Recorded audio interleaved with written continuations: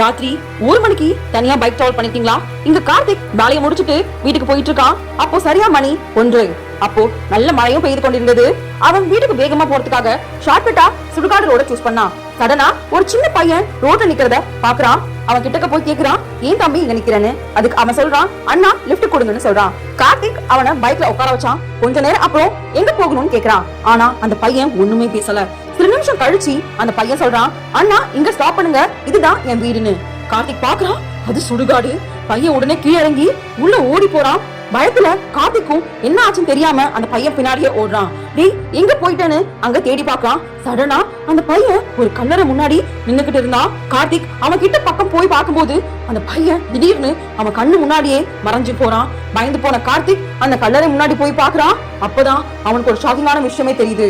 கார்த்திக் அந்த கல்லறையில என்ன பாத்திருப்பான்னு கமெண்ட் செக்ஷன்ல சொல்லுங்க. வீடியோ பிடிச்சிருந்தா மறக்காம லைக் பண்ணுங்க, ஷேர் பண்ணுங்க. இது போன்ற மேலும் வீடியோக்கள் பார்க்கணும்னா சேனல் சப்ஸ்கிரைப் பண்ணிக்கோங்க. இந்த வீடியோ பார்த்ததுக்கு நன்றி.